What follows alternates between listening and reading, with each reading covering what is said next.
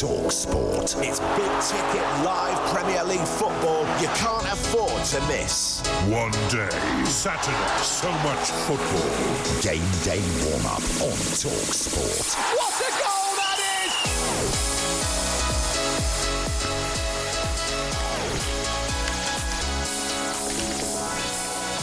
Morning, everybody.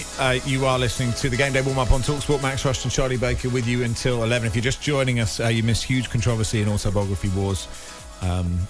Tiger Woods versus Kevin Peterson, and we discovered mid-paragraph 1 of Tiger Woods that it was not an autobiography, bringing the game into disrepute. Referee Sam has faced with no other option if you, according to Rule 1, actually is Rule 1 of the rule book, needs to be must be an autobiography. So Tiger Woods disqualified. It Kevin does show Peterson. the purity of you playing the game, then, Max, because it shows that you don't fix it. I can't touch the book beforehand. until it begins. Barca Certain Jim level says, of honesty there. Barca Jim, friend of the show, says absolute shambles. Oddly on brand for you pair, he said. Wow. There we go. Aaron Jude, autobiography wars in future. Why not have the Denmark contingency a la the Euros in '88? Yeah, you've almost ruined. We need an autobiography just on standby. You've almost ruined FA Cup day. I'm utterly deflated. Hopefully the draw later on will increase the excitement. Yeah, it's the fans won't let this one go, Max, says Lee. It's like Tottenham trying to sneak into the European Super League, a non-starter. There we are. Well, look, we do apologise, but we do have the draw for round 2, so hopefully that will bring some excitement in at about 10:45. Also today, not as important as autobiography wars, but still a trophy nonetheless. It's the FA Cup final. It's live on talkSPORT. It is a golden chance to grasp the glory. Space for Ziyech inside the middle of the box, and he squared it, and it's in. And Hakim Ziyech puts Chelsea in front. It's Chelsea who go through to the FA Cup final in the middle of May. This will be huge, absolutely. I mean, the FA Cup is one of the most prestigious cup in the world. And the shot driven in by Mason Mount, and Chelsea finally have the goal here to break down the 10 men. Such an amazing feeling. Obviously, you work so long throughout your career to playing games like this and hopefully win games like this. It's 12 in 12 for Iheanacho, and Leicester lead in the FA Cup semi-final. Just an incredible feeling of achievement. But what is important is that you can't be comfortable with it. Leicester 3, Manchester United 1, and now they will dare to dream those foxes. The club is over 50 years since it's been to the final, which is, amazing. But when that comes, we want to win it. The fight for all the finals are on talkSPORT, and we start at Wembley with the oldest final of them all. And let's speak to Chris Vardy from Leicester Till I Die podcast. Chris, how you doing? Hello. A little bit nervous, I'm not going to lie, but excited in equal measures. Yeah, I mean, I suspect you don't need to be told again that Leicester City have got to the FA Cup finals more than anyone, FA Cup final more times than anyone else, and not won it, do you? You didn't have to mention that at all. There was no need for that. Yeah, I'm sorry. Do you know what? I think it's going to be a fascinating game, and I think Leicester really do have a good chance, even if, on paper Chelsea have the better side. Yeah. Johnny Evans' fitness seems to be absolutely crucial, doesn't it?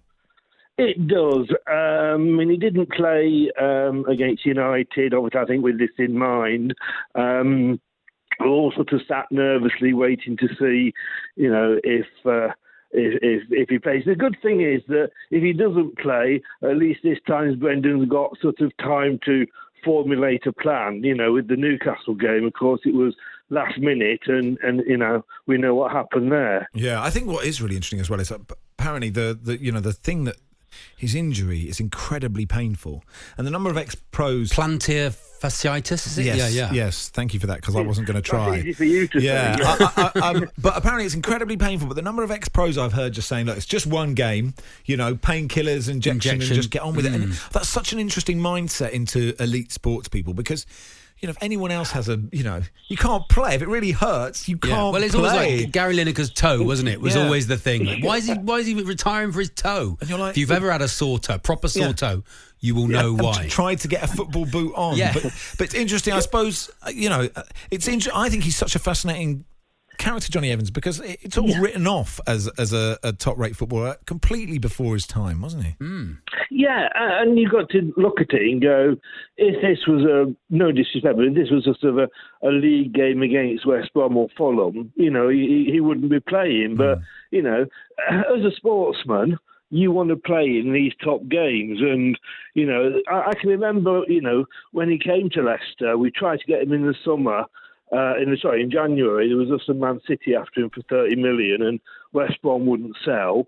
And we got him once he got relegated for 3 million at the end of the year. It was a little bargain. Yeah. And it did take a while to settle in, but he's been there, seen it, got the T-shirt, and he's a sort of guy. To me, he'd be my captain. I can remember when we played, Southampton and we beat them 9-0.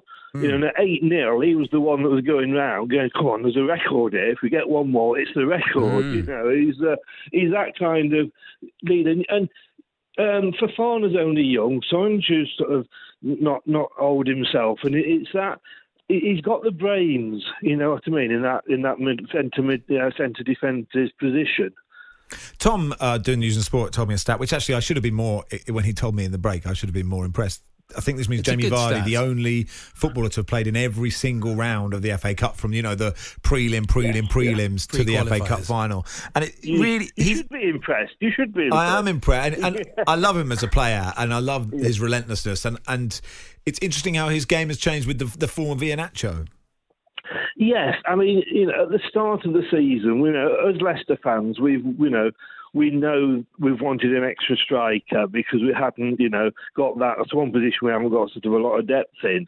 And at the start of the season, the question was, who are we going to buy to replace Jamie Vardy?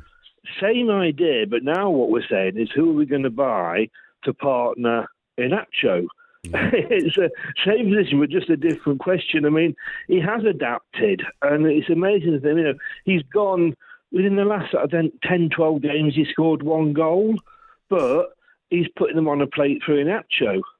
And as a fan, I don't care either way which one of them scores. As long as one of them does. And he's a sort of player as a defender.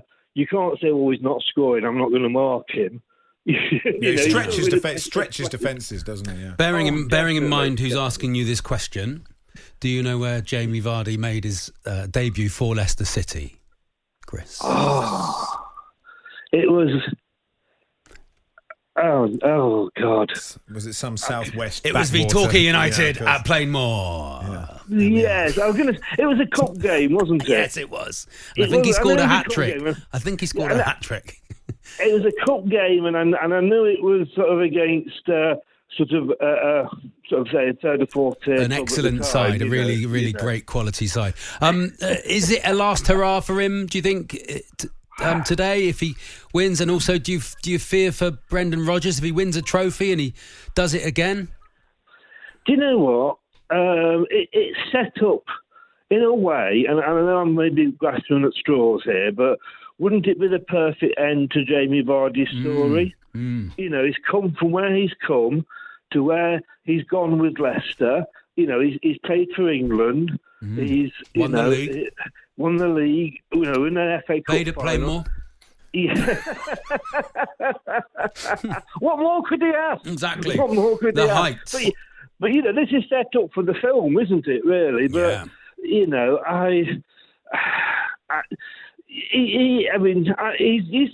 got one more season in him, I think, as a regular. And then I think, we're looking at probably him becoming sort of, if you like, a super sub. Listen, Chris, thanks so much for coming on. We appreciate your time. Good luck. I think most neutrals, because you haven't won it and Leicester have, won. Chelsea have won buckets of trophies in the last few years, I think are probably behind you. Good luck this afternoon, Chris. Cheers. We'll win it for Torquay. Yeah, get in, Chris. There you go. Yes. Chris Ferrian from Leicester till I don't. You can't claim that. I'm not claiming it. I'm not claiming it. You can't It'd be a terrible end to the film, wouldn't it? If Chelsea win in like the 87th minute, just and Jamie Vardy's had to go off. I do like how you managed to make an FA Cup final between Chelsea and Leicester City about Torquay United. Ask me anything, I can make anything about Torquay United. Good luck to Maidenhead today, by the way. Just to say, on the final comment on Autobiography was before the second round draw, Jim Shelley says, "Always judge a book by its cover." It's a very good line. Barry Glendenning joins us for the warm-up squad score sheet, and play your stickers right in just a second. We'll speak to Reshmin. She's at Turf Moor. She couldn't be bothered to go to Leeds last week, but she is going to watch them play today. Burnley versus Leeds. We'll talk to her. Will Gavin will join us from Virgin Bet. And second round draw of Autobiography Wars coming up.